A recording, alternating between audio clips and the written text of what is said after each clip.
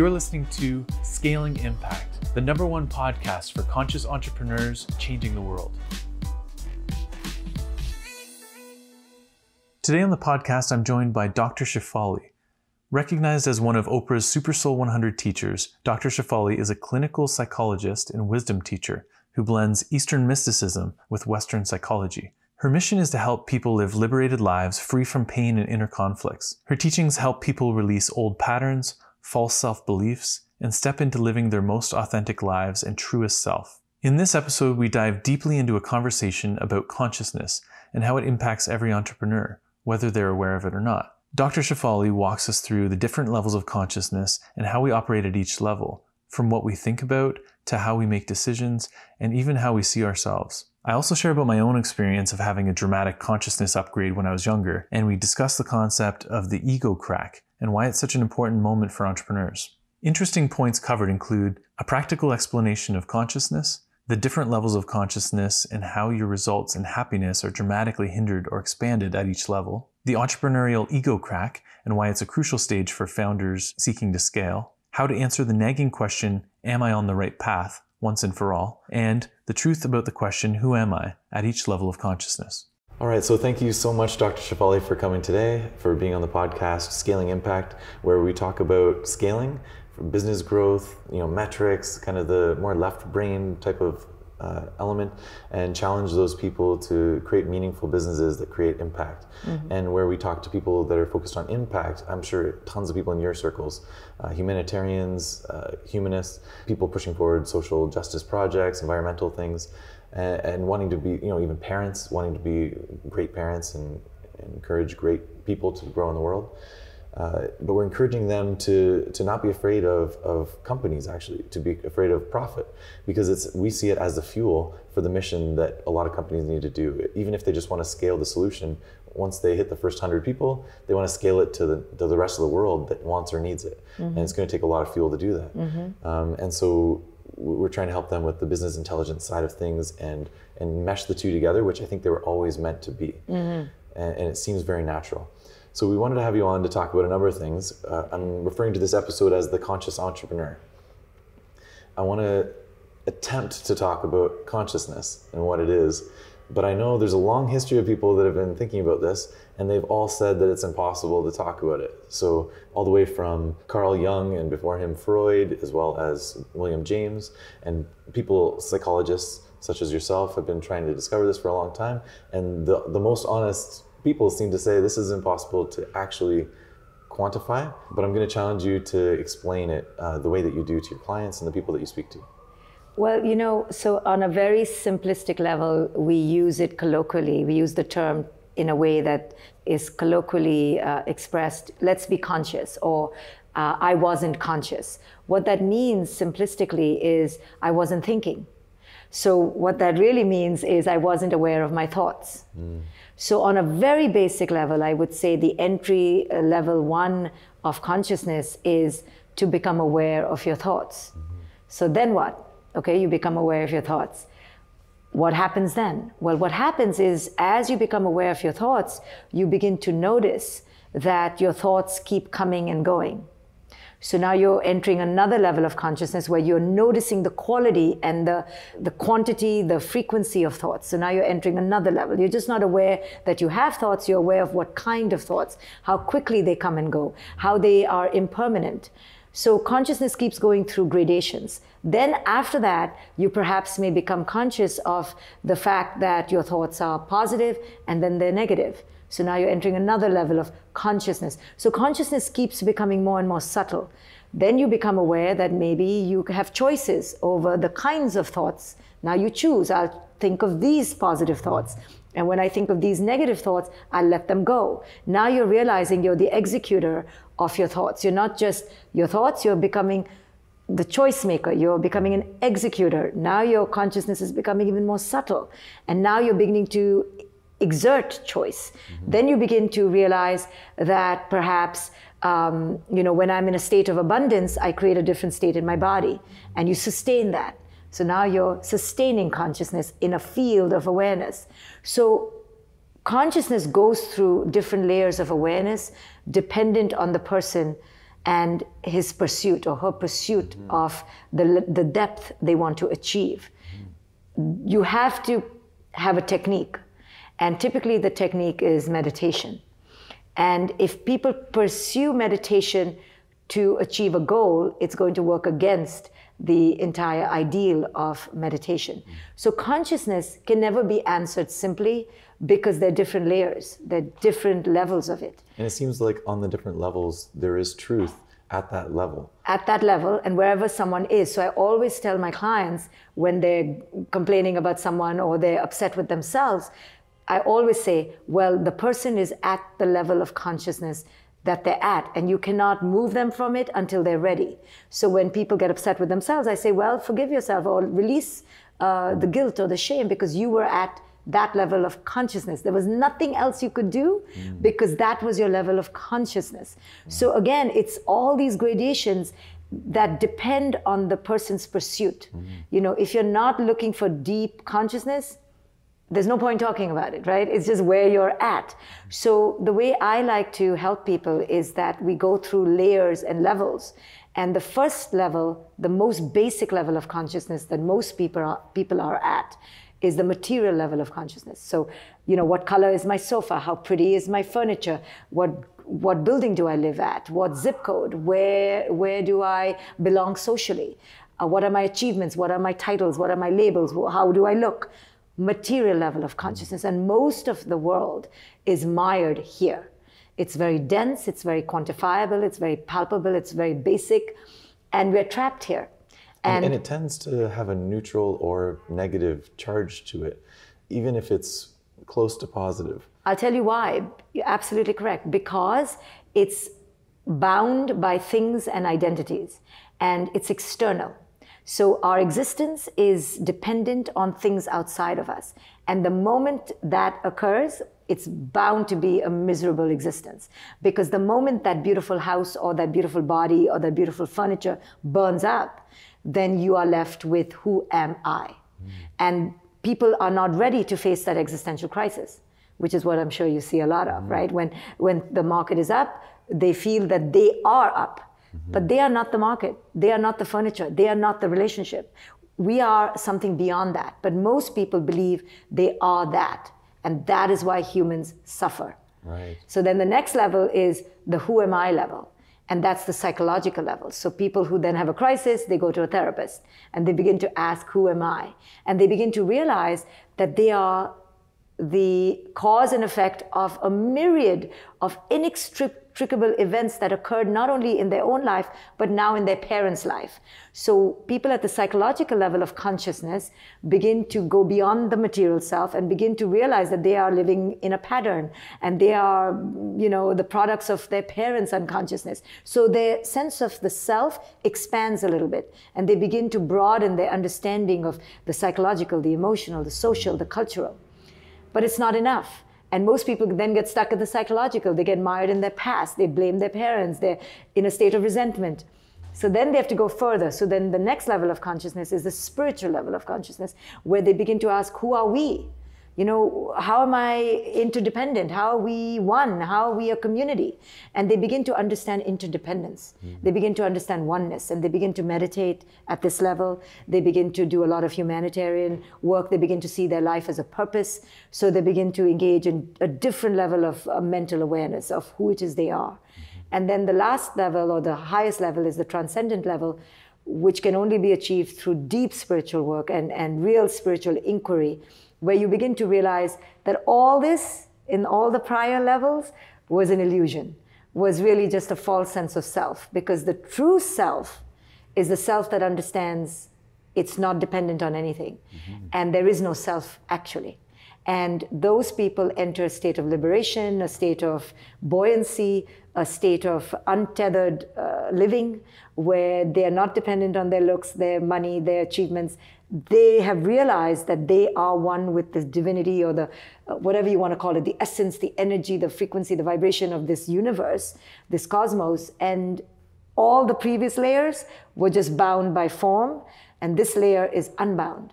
So consciousness is something that you have to understand is so deep and so multi-layered It can never be answered simply. It's thrown about and slung about, but really it is a very deep pursuit of liberation. Mm-hmm.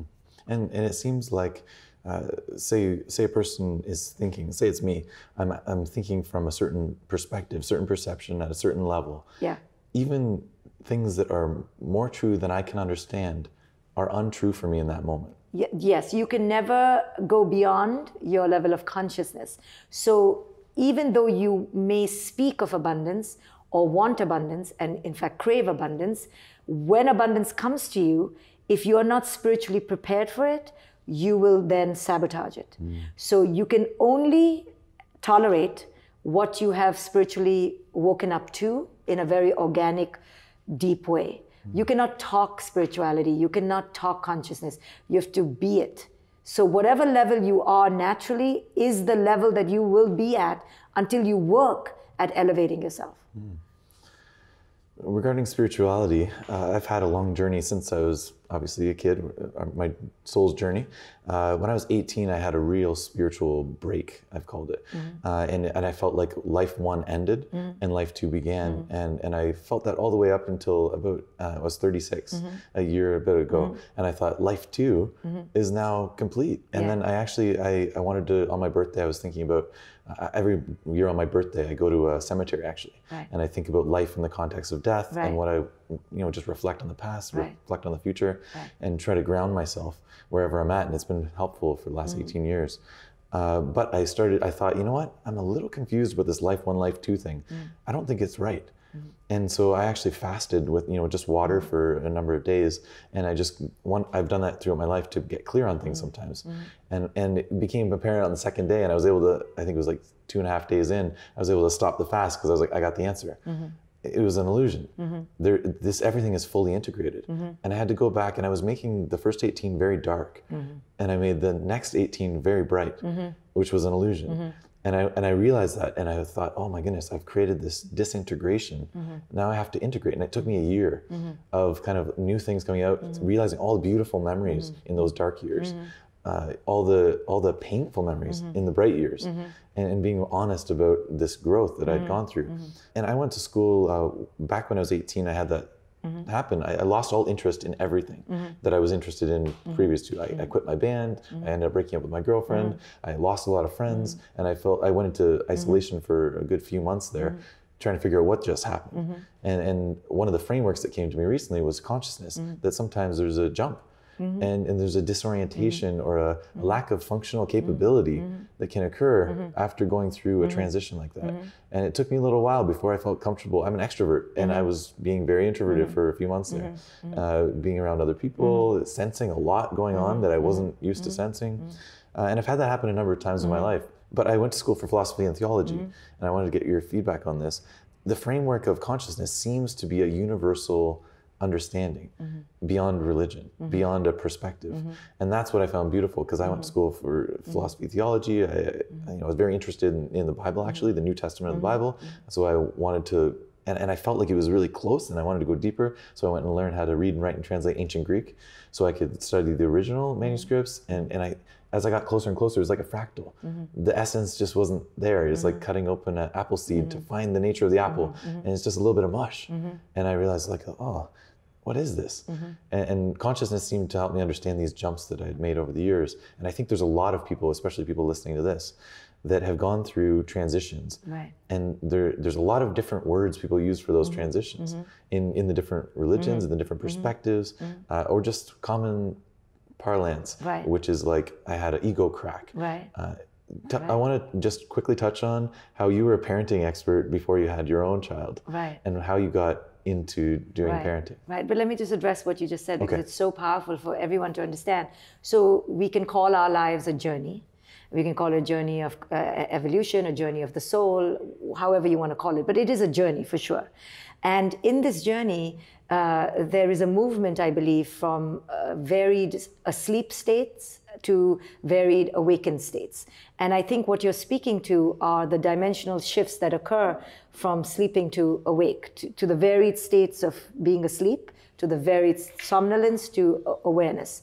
And there's variations there. And every break feels like an existential crisis, because you're leaving the old dimension behind, and suddenly, I call it no man's land. You're in this vast unknown space between dimensions where you are in unfamiliar, unknown territory. And it's a very scary place. It's a barren desert, and people don't want to go there. That's why people don't break. You hold on. But in order for the new evolution to occur, the egg must crack. You know, it's the ego must crack. What is the ego? The old defenses of the old way of being, they don't function anymore. They're creating dysfunction. They must crack, and life will crack it for you. But it's better if we welcome the crack and allow it to happen. But often we fight the crack. We don't want it because we're in resistance, because we've been told that we are who we were. So how can we be who we're not, right? So we cling to who we were. But if we look at our life as a journey of evolution, understanding that shedding of the skin is inevitable, then we'll welcome it. And we don't teach our children this, and we don't live our lives like this. But these breaks are normal. We're dying all the time. Some are just more palpable, like, okay, now I've left this dimension, I clearly see this doesn't work anymore, and now I'm ready to leave. But if we could look at our lives in that spiritual activist warrior way, then we would welcome these changes, and they won't feel so dire. We would know now I'm in no man's land. I haven't met my next tribe yet. They're coming, they're yonder, but I haven't yet found them, because I have to traverse from the old to the new, and that takes time. Could that be the thing that I was mentioning about, like, switching your friends? Yes, group switching. But we're scared to switch because we're called, betrayers, and we're acting in treason. We're called disloyal. And so we're scared because those we leave behind are not happy, because they haven't yet become ready to leave. So they're going to call us cheaters, disloyal, betrayers, and unforgivable. And because of that fear of damnation, we don't leave. That's the tribe. But that's that tribe in that dimension of awareness and consciousness, but there are many more. And we have to allow ourselves to evolve. And it doesn't mean we leave everyone behind in anger. We can release with love and compassion, but they may not let us leave in love and compassion because they feel betrayed, right? But we have to understand that these are contracts that exist for the purpose of growth. And when growth has finished, we should all gracefully release. But institutions of the form-based world don't allow us to release. If we married the institution of wealth, we're not allowed to leave that. If we married the institution of marriage, we're not allowed to leave that. If we married the institution of the child-parent dynamic, we're not allowed to leave that. Or friendship. All these become institutions of enslavement rather than of liberation. But this is the nature of this form-based world. It's very institutional, it's very time-bound and linear, and based on loyalty of fear, not loyalty based on fear, not loyalty based on growth. Right. People are with each other out of fear and dependency, not with each other out of, hey, I want you to grow, fly. No, stay with me, I need you, please, and that's how parent-child relationships are too. And we notice that as entrepreneurs, we tend to come out of the traditional way of doing things to create our own job, create our own way of doing things. And we start to look back at the way that, say, governance happens for the majority of the public, where the way government tends to rule oftentimes is utilizing a lot of that fear. Or even big organizations, the way they treat their employees, the way they structure things.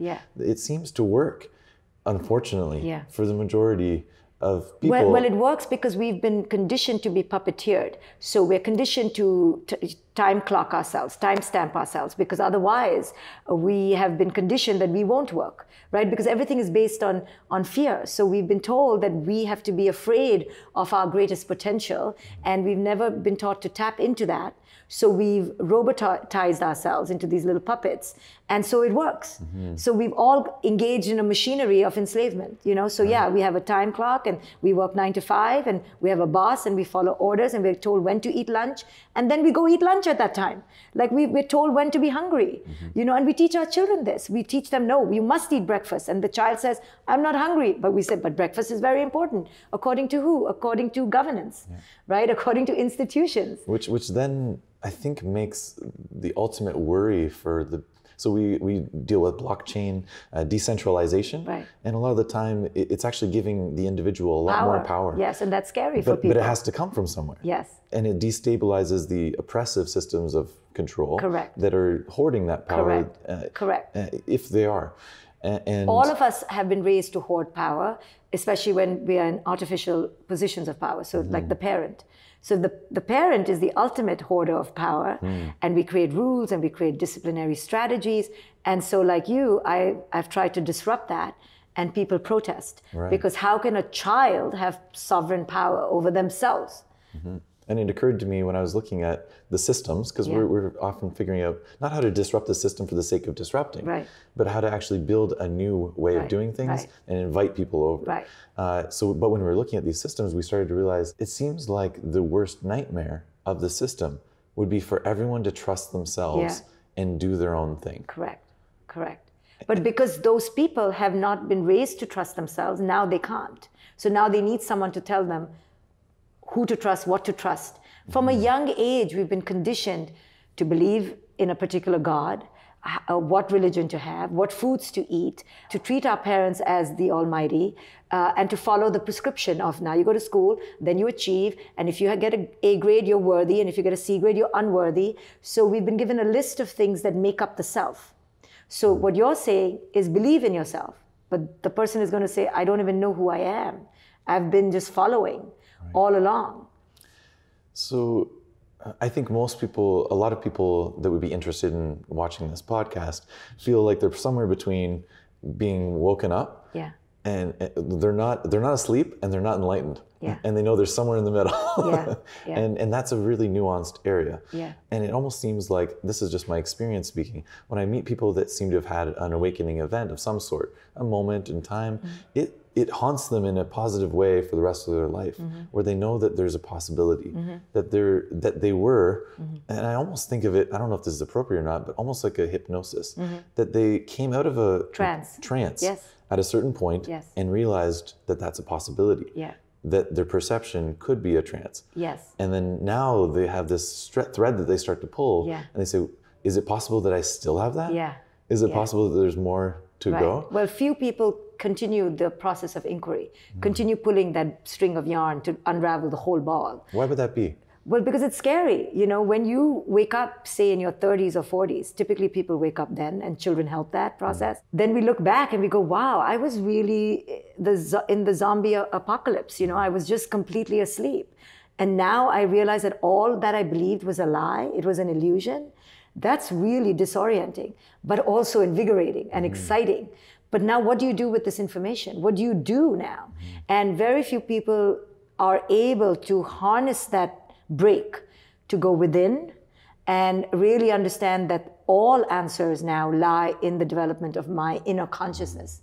And meditation is the vehicle. So you at that point, if you don't embark on meditation, then you're kind of floating in that area, and you may just stay there instead of jumping to the next.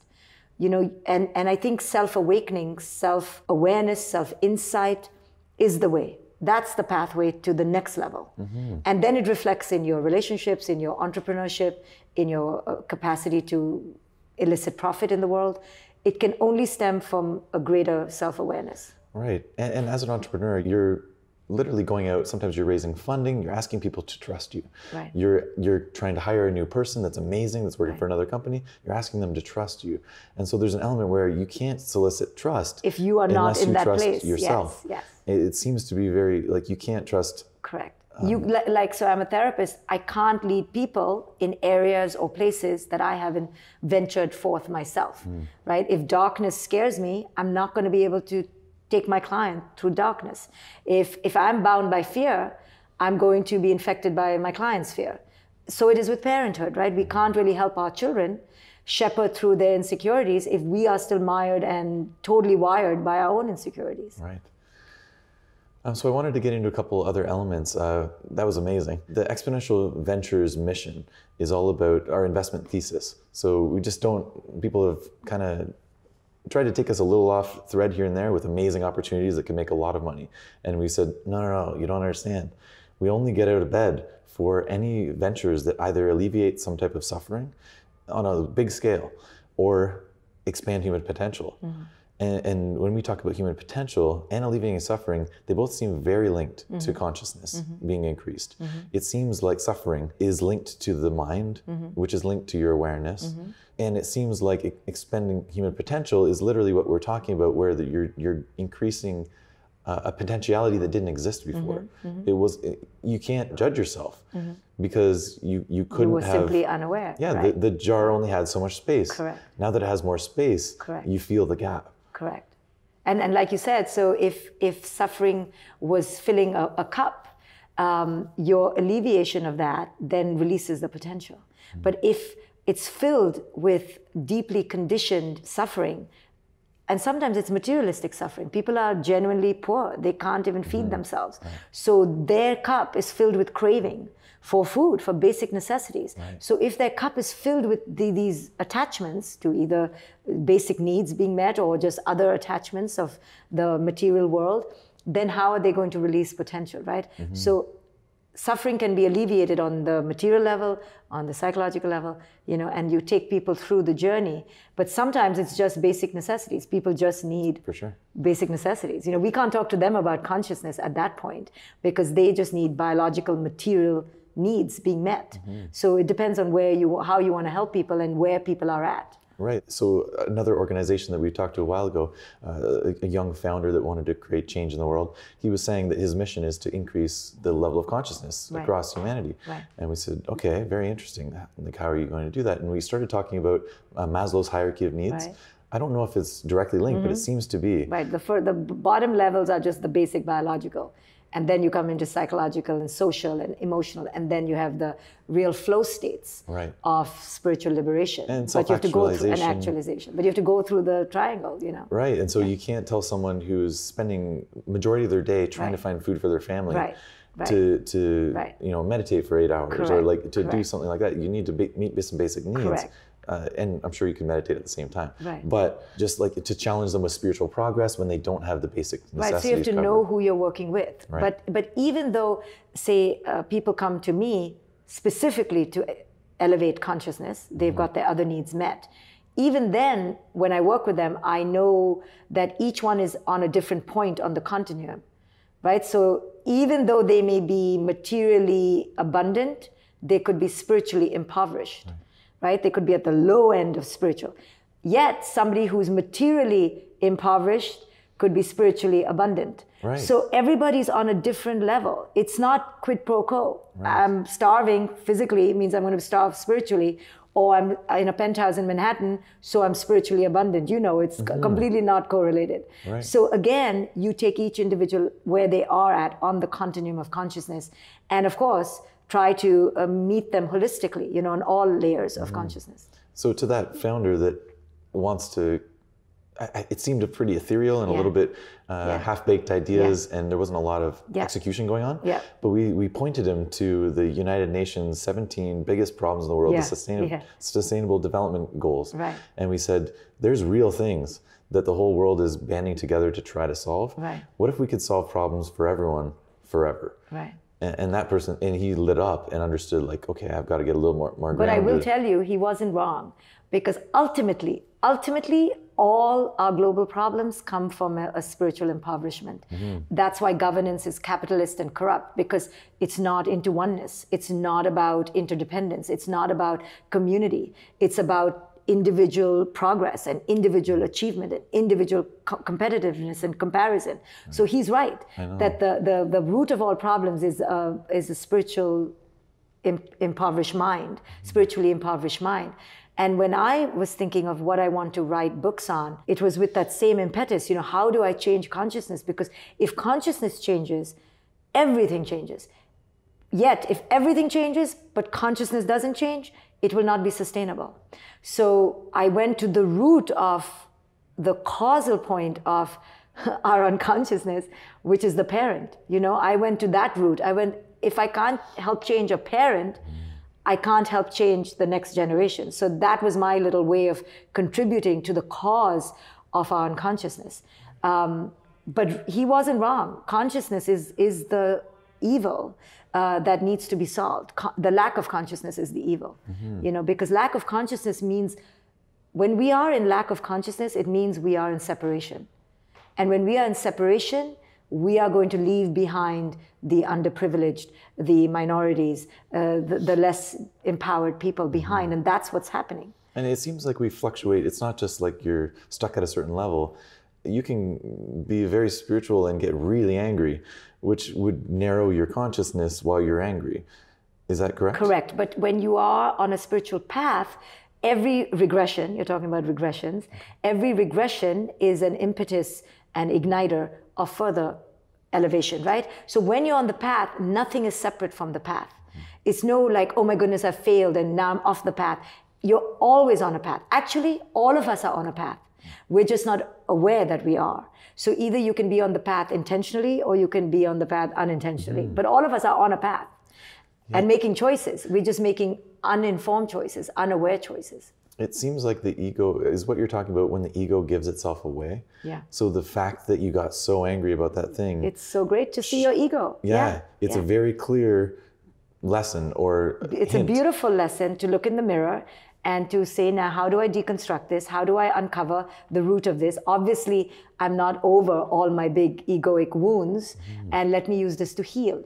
We'll never arrive at perfection. There's no such state, and we're not living in a cave without triggers. We're constantly going to be in the face and muck of triggers, and that's a good thing. So the conscious entrepreneur, specifically thinking about people running these companies that by nature grow out of control, that they can't control, they grow exponentially. You might be a small company of 10 people impacting millions of people and even leveraging hundreds of thousands to do what you're doing, to create a movement, to push things forward. And there's a lot of pressure that comes with that. There is a lot of potential expectations that you can take on, put on yourself, responsibility you can take for humanity. One thing we look for in these entrepreneurs a lot of the time is a very high level of positive intent toward humanity as a whole.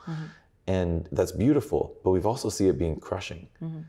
Where the person could, and I've felt this myself, where you can feel that weight of, the suffering on your shoulders, or you can feel something that actually, there were some beliefs that I had when I was younger that my wife and I, we both had these kind of beliefs we've been told, and that made us feel horrible. I'll just say specifically, it was hell. It was the idea of hell. And we felt like, oh my gosh, this is a horrible idea. That like suffering forever, for eternity, like, oh my gosh, if that was true, we would have to like stop everything and only try to save people. Well, it's an absolute horrible idea, and millions grow up conditioned with this idea of damnation and that we are ruined and we need to be saved. And that's terrible because you're starting in debit, you're never coming up above ground. And we could tell how it was making us feel, was making us ineffective to do what we knew we needed to do in the world. Because you were working out of obligatory guilt, and shame, rather than out of joyous buoyancy. Right. Yeah, but that's a way of mass control and conditioning people to stay small. Right, and so we decided for a time to stop believing in it practically and not to give it any credence. And literally, the moment we did that, we felt lighter. We felt the world became bright again. The world felt very dark for a time when we were seeing things through that lens, and we felt this responsibility on us to like help, those types of situations. Just from the idea, it's such a powerful idea, but it's not. But all these ideations and judgments and categories, heaven, hell, good, bad, rich, poor, beautiful, ugly, are all subjective labels to create duality and suffering. They don't exist. They're not objective. It doesn't exist. So all of it now has been put into us. We've been infected by these ideas, and we don't realize how they've myopically reduced our capacity to be free. They've just reduced us because we're so wanting to be beautiful, but yet no one can objectively say what is beautiful. Or all of us want to be happy, but no one can say what's happiness. We all want to be successful. Well, what is that? But yet we live according to these insurmountable measures that are simply utopic, but they're designed to create suffering. So a huge part of spiritual awareness and growth is to do away, to detach from labels, identifications, from all these attachments to views. They don't exist, they're just views. But we believe them to be true. Right. So in the West, you believe in hell, and the East, people go, what is hell? You know, it's just a view. But yet we've lived as if it's a reality, and we've allowed ourselves to be dictated by it. But just like that, we do a bazillion more things, right, that we should do. We should, and that just shrinks our potential. So part of spiritual growth is leaving, liberating, releasing these labels, these identifications, and that's where freedom comes. But in terms of, you know, what you were saying, that you lived with this obligation to, and you've seen it crush people. The best of people. I would use Elon Musk as an example of someone trying to save humanity and feeling the weight of that. Yeah, but I'll tell you some small secrets I've discovered. There's nothing to save, really. If you go in with the intent to be a savior, you're really deluded, because there's nothing to save. The only person really, if you want to save, is yourself. And save yourself from the idea that you want to save anyone. Because everything is the way it is. It's the Tao of it. It's the natural way of consciousness. And you cannot force people to change. You cannot give people happiness. You cannot give people consciousness. What you can do is, through the exemplification of your own being and the truth of your own light, perhaps shed some wisdom, perhaps, but the highest wisdom is to understand that things are the way they are because of conditioning, because of cause and effect, because of co-creation, and we can alleviate that only through the gift of awareness, right? So, of course, we can give people food, and we can help overpopulation, of course, you know, they're global problems, but really on a one-to-one level, everyone is exactly where they're meant to be given their life circumstance. So it's not for us to judge that they should be somewhere else.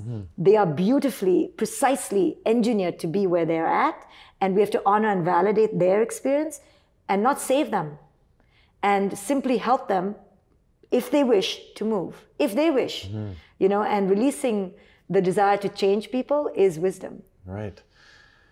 Yeah, we were talking about higher self, lower self in the taxi on the way over, and we were talking about interactions where, you know, someone's really harsh with you, and it seems like it's their ego, and it's very easy to say, oh, that's them, and then you go right to the exact same spot and react from your ego and respond. And we were talking about, it's a beautiful thing if you can hold your peace and walk around and speak to people's higher self. And oftentimes they'll entertain that, and they'll speak from that place. And sometimes they won't, and they won't be ready. Right. But that's okay. And so how do you avoid judgment when it comes to spiritual pride almost, or superiority? Superiority, where you do feel like you see something that someone else can't see. And it can sound very judgmental. How do you, because your ego can get right in there and grab that. So two things. One is that you are judging, but the other thing is the other person feels judged, even though you're not coming across as judgmental. But because you're such a truth bearer, and you're so poking their own complacency and their own unawakened state, that they go, why are you judging me? But you're like, I'm just saying the truth, you know? So it could work both ways. So I think you just have to check into yourself and ask yourself, you know, am I being spiritually disdainful? Am I being superior? And oftentimes the answer is yes. But, you know, sometimes the other person just takes it like that because they see that you're speaking the truth, but they're not ready for it. And they're angry with you for telling the truth.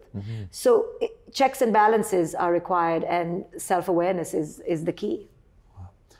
When it comes to conscious guidance, so I was thinking about everything you've done with parenting, and we're obviously not referring to our startups or the founders that we work with like kids, but there is an element of guidance that we provide, and it's very similar in a sense where, like parental guidance, I think guide is a beautiful word as opposed to a parent, a dictator, or even parent, whatever that means.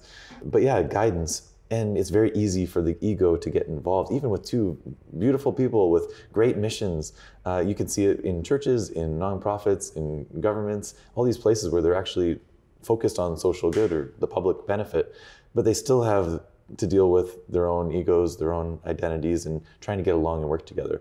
So do you have any, you kind of questions or comments on dealing from that guidance, right. and the problems that you see that often come up with the person giving the guidance, how their ego can get in the way, and the person receiving the guidance. Yeah, so if the person giving the guidance is very attached to their own guidance being executed, it's not really guidance for that person. What does it mean to be a guide for another? It really means a summation of what we've already talked about, is seeing where the person is at in their constellation, in their life, in their circumstance. Where have they come from? Truly honoring all the causes and effects that have birthed this person that is now in the now in front of you. And honoring where they're at with neutrality, if possible, celebration. And then offering light on the shadows that they're exhibiting. And then waiting patiently for when they're ready to grab the light, right? Just because you can clearly see that they should be on stage, or you can clearly see that this is their fear, they may not be far along in their process enough to meet you there.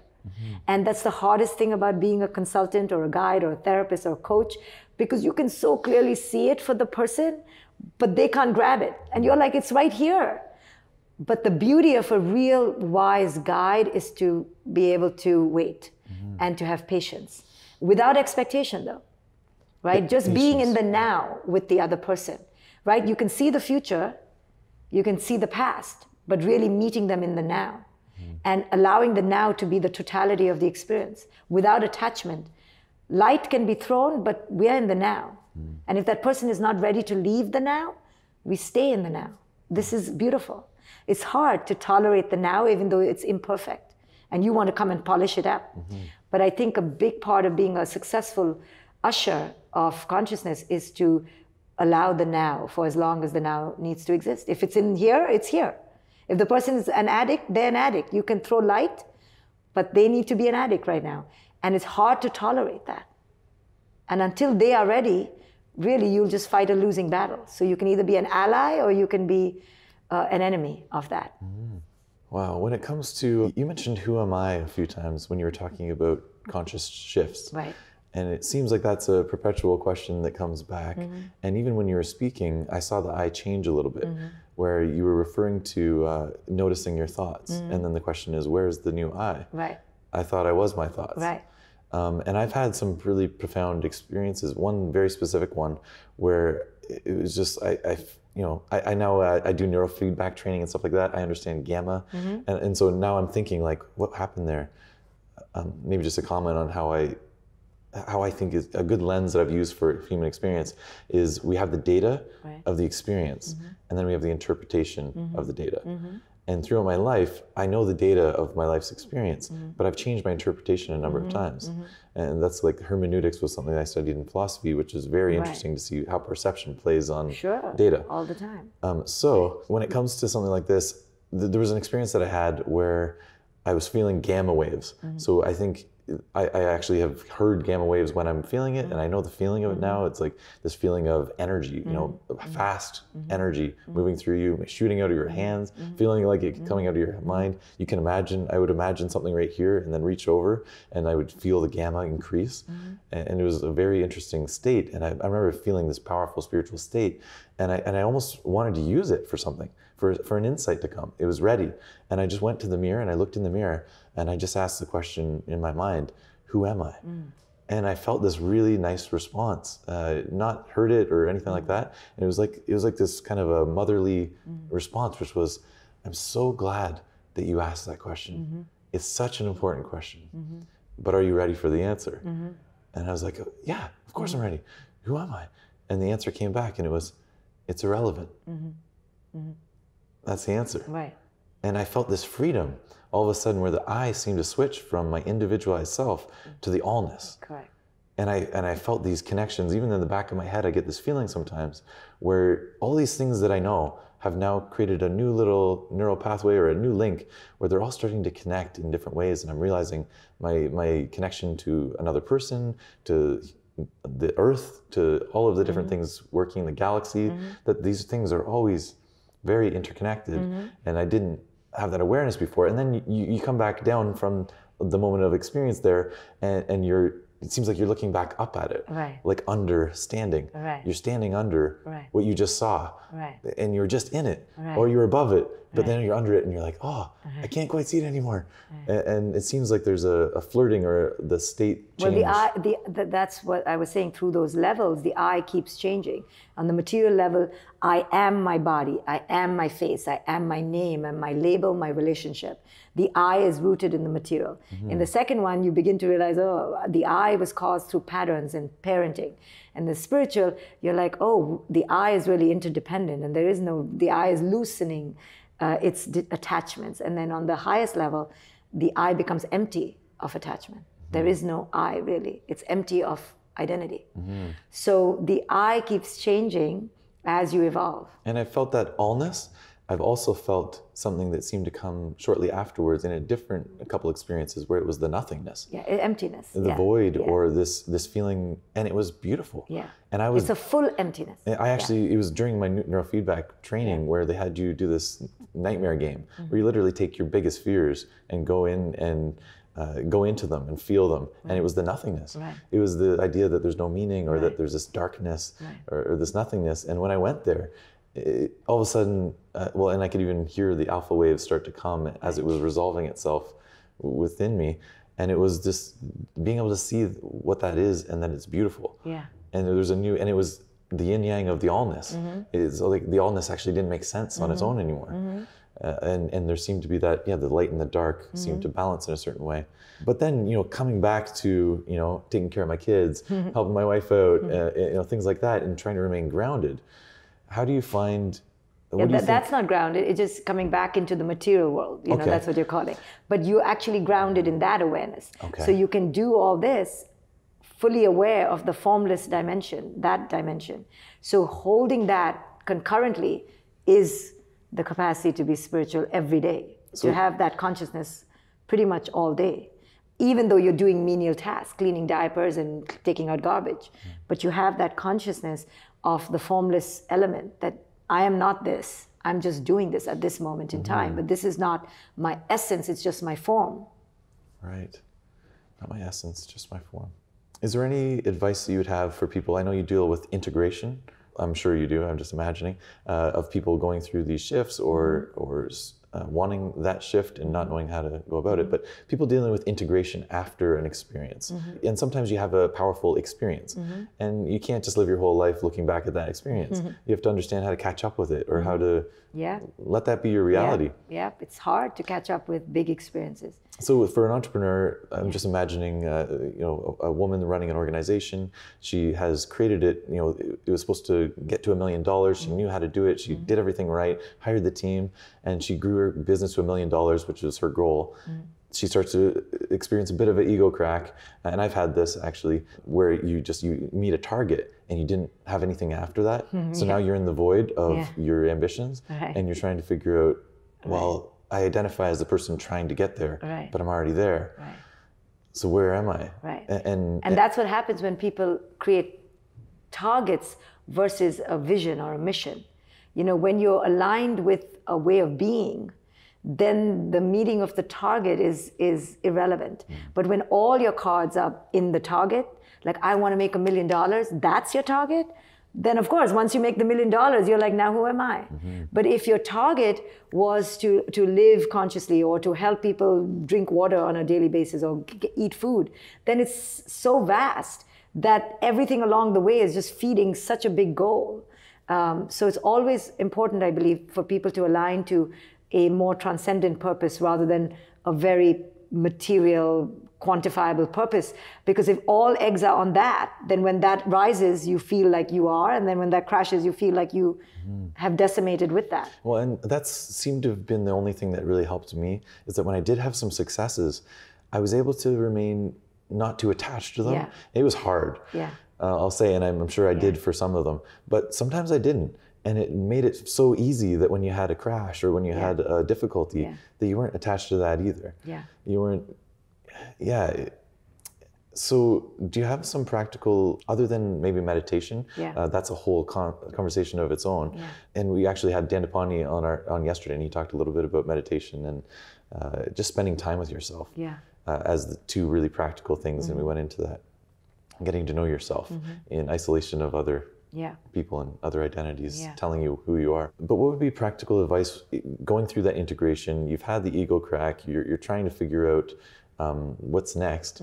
What are some practical, if someone says, listen, I'm just having a hard time functioning right now? Well, the practical is in the realm of socio-emotional growth. So you have to be with a therapist or do some self-help, or there's no way to process something without processing it, right? So you have to, what does that mean? You have to psychologically go in there and deconstruct the pieces of that experience through understanding. So through journaling, through meditation, through talking to a counselor, through taking a self-help course, reading self-help books. How are you going to understand the verbiage, the language, the diction of that experience if you don't participate in that parlance, right? So you have to talk psychological stuff to understand how the psychology created that experience. That's integration. What is integration? Integration is the nexus of an external event with your inner psychology, right? Both are meeting. You're understanding how your psychology played a role with and in and by and from the event. So the event is not seen as isolated, it's seen as part of, co-created by your psychology. That's integration. Okay. That's very practical. Thanks. There's lots in there. We're out of questions in terms of what I had formally, but there is something I was wondering if I could float by you. It's a concept I'm just kind of thinking about a lot these days, and I've talked to a few people, and it seems like I'm onto something. And also Philip McKernan, a good friend of ours, has a really good quote. He has an event, I think I'm actually wearing a shirt underneath my shirt, but it's called One Last Talk. And I ended up doing one of his local events, and it was based on the quote, I forget the exact quote, but it's the idea that your greatest gift tends to lie right next to your deepest wound. And the trauma that you've been able to sort through or to heal in that deep, deep wound tends to be what drove you for a good chunk of your life, which then made you incredibly powerful at that, whatever it was. And I talked to someone yesterday at a dinner, actually, and I just mentioned, I'm friends with a lot of strategists. And what I've noticed is I've said something to a lot of them, and no one has denied it, which is the idea that, and they're world-class strategists. These are people that have been practicing since they were kids. And we all have our stories about what we would do as kids. It was different than the other kids. And I said, is it possible that a lot of these world-class strategists were severely blindsided as a child, and they almost unwittingly vowed to never be blindsided again, to think in the future about what's going to happen and how this is going to happen, and became brilliant at that, which is a great gift. So I did this One Last Talk. I talked about some of my trauma as a kid, and about how I've been able to work through that to a certain degree, and how it's actually given me my greatest gifts. Do you think that, like, can I get your feedback on that? I think it's true. I think it's true. I think that everyone comes to awakening in different ways. Most come through wounds and pain. Pain is the greatest portal for spiritual awakening. But sometimes people awaken, on their own. But I do think there's a lot of truth in what you're saying, and that we can be convinced of our journey only when we've really walked it. So that means we've walked from wounding to liberation. So others, we won't be convinced, and then we won't be able to help anyone else. So it's out of our own experiences, out of our own wounding, that yes, we create skills of triumph. Right? From where else will we create skills? It's from our own experience, from our own back pocket of pain and trauma. So I agree with you. I think you're absolutely correct. Oh, great. Well, let's end on that note where I'm perfectly correct. You are. No, I really appreciate you having you on. Thanks. I think anyone listening is going to really appreciate this. And thank you for coming. Thank you. I'm so happy. Thank you for listening. I hope you enjoyed this episode. We take every listener to this podcast very seriously, and we'd love to keep in touch with you directly. So please subscribe to our Scaling Impact community by subscribing to our email list at exv.ai/podcast. That's exv.ai/podcast.